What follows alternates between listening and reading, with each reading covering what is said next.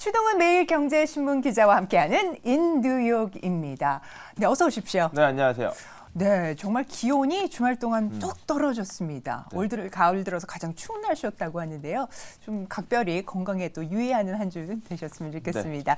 자, 그러면 소식부터 확인을 해보도록 하겠습니다. 자, 지난주 시장에 큰 파장을 불러일으켰던 소식입니다. 미국의 대중 반도체 추가 수출 통제, 또 그에 맞선 중국의 광물 수출 통제 소식이 들려왔습니다. 자, 이전에 규제한 틈새를 막겠다라고 하면서 한층 강화된 미국의 반도체 수출 통제, 아무래도 중국의 향후 기술 개발에 지장이 좀 있겠죠. 네, 맞습니다. 이 한파가 기술 한파로 해서 규제 한파로 이어지면서 전 세계를 휩쓸고 있다라고 보셔도 과언이 아닐 것 같습니다. 자, 미국과 중국 간의 갈등, 좋아졌다 나빠졌다를 반복하고 있는데 현재로서는 미국의 반도체 규제가 중국 시장에 큰 피해를 줄 것이다라는 우려의 목소리가 커지고 있다라고 보시면 될 것 같은데요.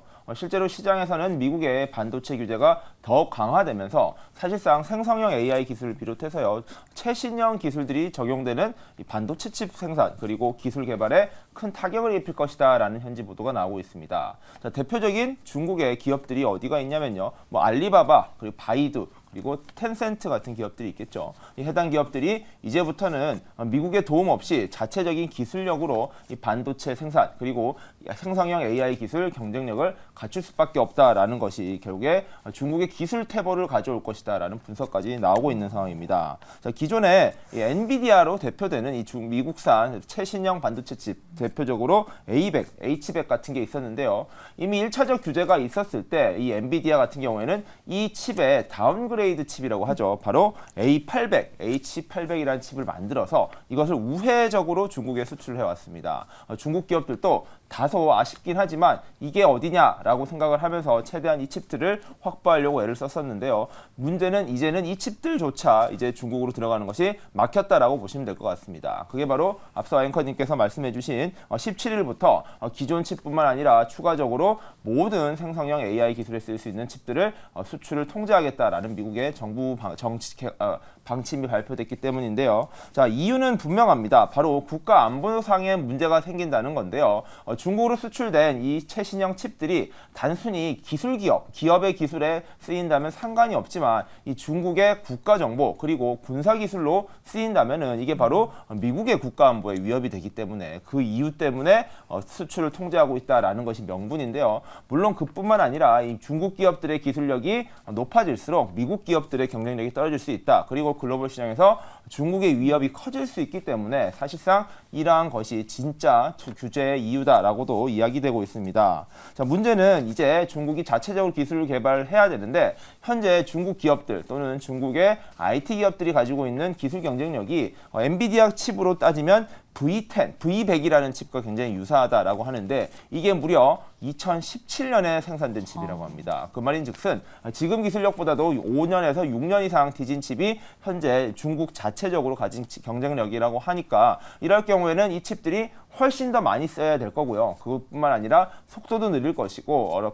그런 이유로 효율성이 떨어질 수밖에 없기 때문에 과연 중국이 이러한 기술적인 한계를 어떻게 극복할 것이냐가 굉장히 중요한 현재부터의 문제가 될 것 같고요. 또 의외로 중국이 이러한 기술 경쟁력을 빠른 시일 내에 끌어올린다면 중국에겐 기회가 될 수 있다라는 분석도 같이 나오고 있는 만큼 이 미국과 중국 간의 기술 경쟁이 오히려 호재가 될 수 있다라는 분석도 나오고 있는 상황입니다. 즉 결국엔 현재 구도가 이러한 미국과 중국의 기업 간 갈등 그리고 국가 간 갈등의 연장선상에서 어떻게 봐야 될지도 같이 살펴보시면 좋을 것 같습니다. 네, 이번에 그 맞불 대응으로 중국에서도 지금 배터리 핵심 원료가 되는 흑연 수출을 통제하겠다고 이렇게 밝혔습니다. 이 중국산 흑연 90%를 우리가 의존하고 있는 상황에서 한국도 완전 근본적인 대책이 필요해 보인다라는 생각이 들었었는데요. 관련해서 이 테슬라가 지난주에 좀 실적을 냈습니다. 네. 그래서 관련해서 또 우리나라 배터리주들이 큰 폭으로 또 급락을 했었는데요. 자, 보시면 이 뭐 테슬라 관련돼서 이 마진 바닥을 확인하나라고 투자자들은 좀 관심을 기울였었는데 후폭풍은 사이버 트럭 쪽에서 나오는 것 같아요. 실제 어떻게 보셨습니까? 네, 맞습니다. 뭐 실적은 지난주에 나와서 많은 뉴스가 보도됐으니까 잘들 네. 아시겠지만 일단 간단하게만 정리드리면 안 좋았다라고 요약할 수 있을 것 같습니다. 순이익이 18억 달러 정도가 나왔는데 이게 전년 동기 대비 무려 44%나 빠졌던 숫자고요. 주당 수익이익이죠. EPS 같은 경우에도 0.66달러로 시장의 전망치보다도 뭐 0.1달러 이상 하락을 했습니다. 물론 일론 머스크의 테슬라가 기존에 이렇게 시장 전망이 나빴을 때도 더 좋았던 적이 많았었거든요. 그렇다 보니까 이번에도 일론 머스크가 반전의 마술을 부릴 것이다라고 기대를 하는 사람들도 있었는데 결과를 공개해보니 사실 이번에는 아무런 반전이 없었다라는 점이 아쉬움으로 남습니다. 물론 이번에 판매량이 조금 부진했다, 수익이 좀 떨어졌다라는 이야기가 나오고 있는 것인데요. 아무래도 최근에 이 테슬라가 가격 인하 전략을 계속 택하고 있습니다. 이 시장 점유율을 끌어올리기 위해서 상대적으로 여유가 있는 테슬라가 가격을 인하해버렸더니 오히려 매출은 조금 늘어났는데 이러한 순이익이 감소한 효과가 발생했다라는 것이 이번 실적에 반영이 되었다라고 보시면 될 것 같은데 뭐 이번에는 조금 안 좋았을 것이다라고 일론 머스크도 미리 말씀을 했었고요. 그렇다 보니까 예측이 됐었습니다. 문제는 이제 다음 분기 그리고 내년도인데 이 남은 기간 동안 얼마나 많은 판매량을 올리고 매출을 끌어올릴 수 있을 것이냐에 대한 기대감이 반영되어 있는 차량이 있습니다. 바로 6년 만에 새로 내놓는 일론 머스크 테슬라의 새 차죠. 사이버 트럭인데요. 네. 이 사이버 트럭이 여전히 시장의 기대치에 못 미칠 것이다라는 분석이 나오면서 테슬라의 주가도 계속해서 좀 빠지고 있다. 그리고 전망이 나빠지고 있다라고 보시면 될 것 같은데요. 자, 먼저 사이버 트럭은 올해 11월 30일부터 본격적인 인도에 들어간다라고 합니다. 양산이 되느냐가 굉장히 중요한 관전 포인트인데 한 대를 팔았다고 이 차가 다 팔린 건 아니지 않습니까? 결국에는 10만 대, 20만 대. 사실 줄 서 있는 사람들이 워낙 많다 보니까 사실 이러한 공급이 따라가 줄 수 있느냐가 중요한 관전 포인트였는데요. 문제는 테슬라가 여전히 어려울 것이다라고 전망을 내놨다는 겁니다. 기존에 목표했던 것이 2024년 내년도에 연간 12만 대 그리고 25년도에는 25만 대를 판매하겠다라는 발표를 했었는데요. 그러기 위해서는 이 공급이 원활하게 이루어져야 되는데 이게 생각보다 쉽지 않은가 봅니다. 일론 머스크도요. 이러한 계획에 차질을 빚을 수밖에 없다라고 하면서 향후 이러한 생산 계획이 조금 변동이 있을 것이다라고 발표를 했었는데 이게 바로 투자자들의 투심을 좀 자극했다, 좀 나쁜 쪽으로 이끌었다라고 보시면 될 것 같고요.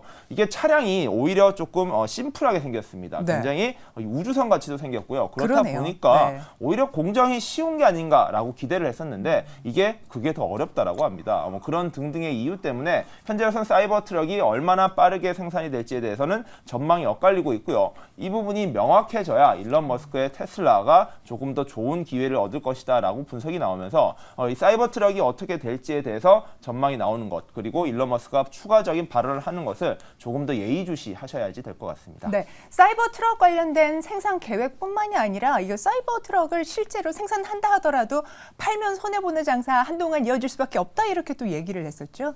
네, 맞습니다. 그게 왜 그러냐면요. 아무래도 양산이 되어야 그때부터 이제 또 규모의 경제가 이루어지는데 네. 조금씩 팔면 팔수록 그게 당연히 손해가 될 수밖에 없거든요. 그런 만큼 이 부분을 얼마나 빠르게 양산으로 돌입하느냐가 중요한 수익 포인트를 만드는 점이 될 것 같습니다. 네, 지금 뭐 머스크가 직접 나와서 가이던스에 관련돼서 이야기를 했는데요. 사이버 트럭 우리가 뭐 1년 반, 2년 동안은 아마 생산을 하면서도 수익을 낼 수 없는 구조일 그렇죠. 수밖에 없다라고 직접 설명을 하면서 투심에 좀 찬물을 끼얹는 게 아닌가라는 생각이 좀 들었습니다. 이렇게 해서 테슬라의 주간 하락률이 지난 12월 이후 최대폭으로 맞습니다. 지금 빠지면서 사실 우리 시장 2차 전지 또 관련주들 투심에도 찬물을 좀 껴얹었는데요. 자, 오늘 인뉴욕 시간에 테슬라 관련된 소식도 함께 살펴봤습니다. 오늘 소식 감사합니다. 네.